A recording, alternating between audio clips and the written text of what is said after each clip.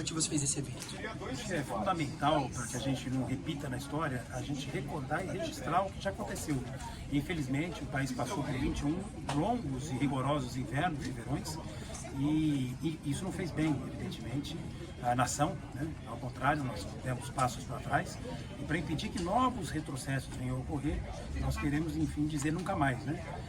Esse espaço é um espaço muito simbólico, né? A Pontifícia Universidade Católica de São Paulo, a nossa gloriosa PUC, foi invadida pelos militares em 1977, pelo então coronel Heraldo Dias, e os estudantes reagiram, né? Então aqui é um palco de resistências, né?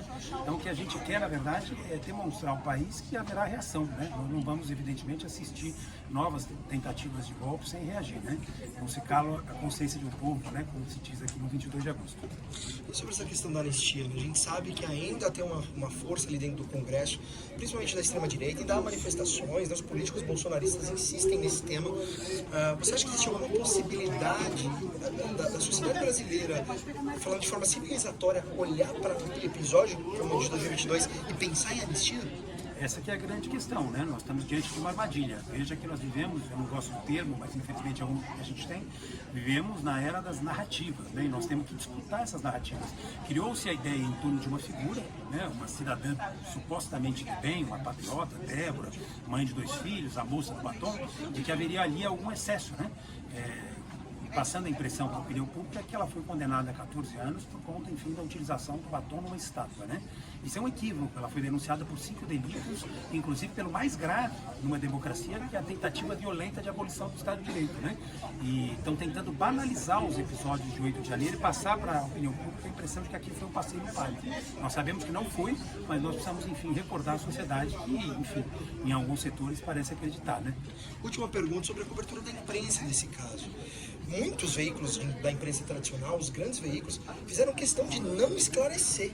Falavam da questão do batom para que a narrativa pregasse. Como é que você, um advogado, um cara que te conhece ali, como é que você vê a cobertura da grande imprensa sobre esse caso? Olha, por isso que espaços inteligentes como esse, independentes, né, do DCM, têm que ser prestigiados, né? Aproveito para pedir colaboração para esse espaço. Eu mesmo faço as minhas, né? Super importante a gente manter esse espaço vivo, né? Mas a grande imprensa, num determinado momento, resolveu reforçar essa narrativa. De uma semana para cá, entretanto, eu estou vendo um certo recuo estratégico, né, para não ficar muito feio, já ficou no passado em relação ao Lava Jato, em relação à ação penal 470, já existe algum tipo de recuo por parte de alguns veículos, né? O Guzman da Folha, por exemplo, propôs um debate e a partir daí saiu um editorial, a mesma coisa do Estadão, enfim. Espero que isso se avolume e que eles colaborem conosco na tentativa de evitar que se banalize esses tristes episódios pelos quais o país passou. Marco, muito obrigado. Eu que agradeço, um prazer e uma alegria estar aqui sempre. Até mais. Muito bom. Bruno, qual que é a importância de um evento como esse, numa data como essa? Olha, nós estamos revivendo, de certa forma, a história agora, refalando de anistia, tanto tempo depois da anistia de 79, que se mostrou ser uma bomba relógio que viria explodir no nosso colo anos depois, quando um notório defensor da ditadura se elegeu presidente da República. Nós não podemos deixar que isso aconteça de novo. Eu andei falando por aí que se a anistia de 79 foi o que se chamou de anistia possível, essa anistia a gente tem que chamar de anistia impossível. Impossível porque é inconstitucional, impossível porque não cumpre os requisitos legais e os requisitos sociais de uma anistia, que é a pacificação social depois de uma ação desmedida, abusiva do Estado, que não houve. Não tem qualquer ação abusiva. Nós estamos vendo o Estado de Direito. Pode não concordar com a decisão, pode ter críticas, mas é o Estado de Direito funcionando. Então, por isso, não há por que se falar em anistia. Se tiver uma anistia, tudo que não haverá será paz social. Pelo contrário, e cabe a nós mostrarmos que se houver anistia, não haverá paz e que provavelmente será anulada pelo Supremo Tribunal Federal, porque é inconstitucional. Você acha que existe alguma possibilidade do Congresso voltar a falar de anistia? Eu acredito que sim, eu acredito que é a única coisa que hoje em dia a oposição, o bolsonarismo se prende. Parece que pelo menos no discurso político, não no discurso técnico, no discurso político hoje em dia já se desistiu de defender a inocência. O que se busca é o perdão por atos que são imperdoáveis dentro do Estado Democrático de Direito, porque queria a destruição do próprio Estado Democrático de Direito. Perfeito.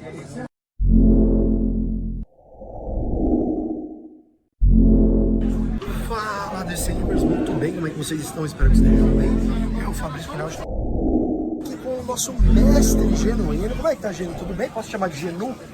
Pode me chamar de Genu. Eu não sou mestre, eu sou militante político. Estou aqui participando desse ato que é muito significativo, é simbólico, o lançamento do livro do Tardelli, e me encontrando com companheiros e companheiras dessa luta, que eu acho que é muito importante a gente resgatar a memória olhando para o futuro e se situando bem no presente.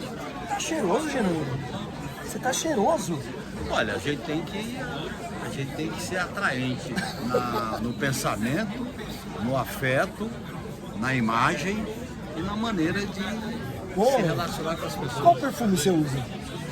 Não pode contar? Perfume, eu não sei, tá aqui na minha bolsinha. Olha aí, muito bem. Genuíno, brincadeiras à parte aqui, qual que é a importância de um evento como esse, numa data como essa, você que enfrentou a ditadura militar de frente? Olha, eu acho que o Brasil está passando por uma grande oportunidade histórica, que é discutir o que significou o golpe de 64, o golpe de 2016 e agora a tentativa de golpe em 8 de janeiro de 2023. E eu acho que é muito importante esse debate, porque de certa maneira nós estamos resgatando, nós estamos buscando um caminho cujo pano de fundo é a luta democrática. O Brasil tem uma tradição de impunidade e conciliação.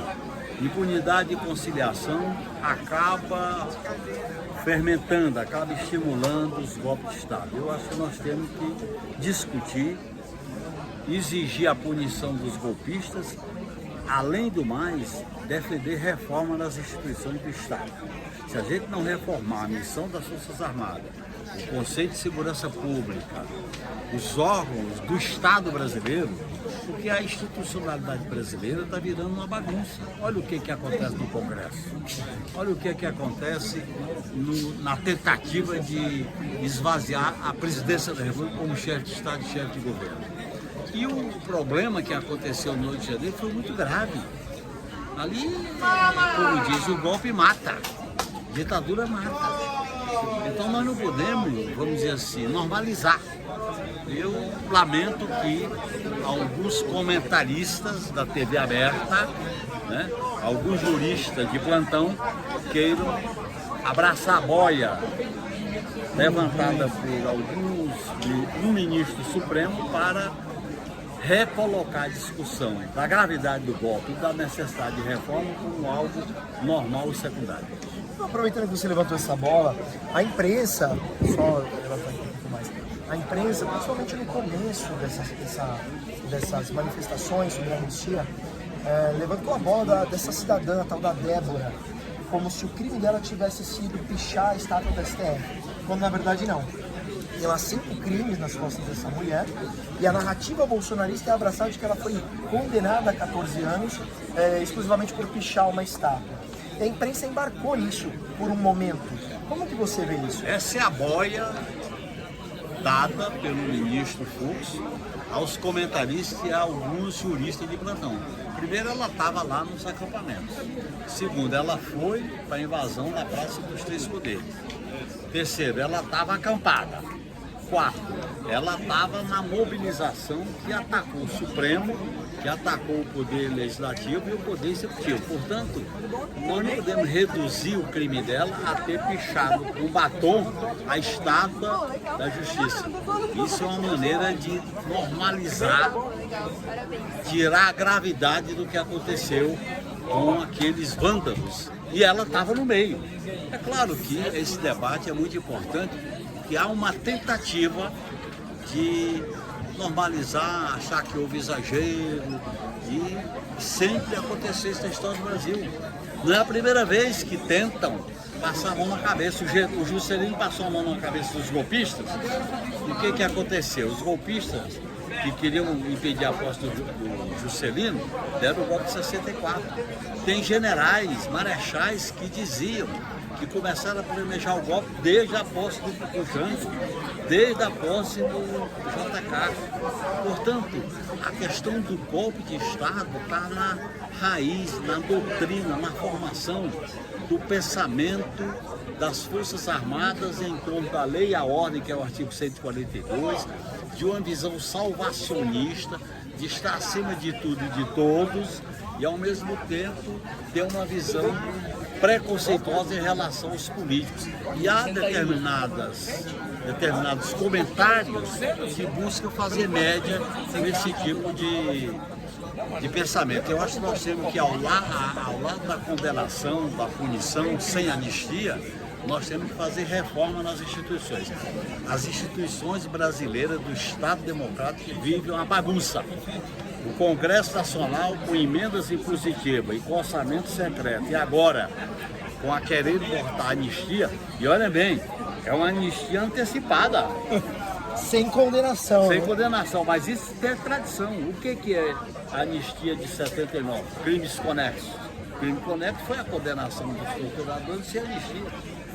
A anistia aos torturadores sem condenação. Portanto, essa tradição de negar a memória, essa tradição do esquecimento, nós temos que enfrentar no debate político. Muito obrigado. Muito obrigado. Até breve, hein? Até breve. Valeu. Grande Genuíno aqui com a gente pro DCM Diário do Centro do Mundo. A gente está ao vivo aqui, né? Ao vivo não agora, mas a gente está cobrindo hoje na noite de segunda-feira esse evento, dia 31 de março, aqui o evento contra a anistia, o evento do lançamento do livro do Tardelli.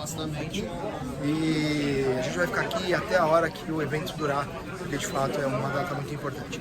Diário do Centro do Mundo, Fabrício Final, a gente segue por aí.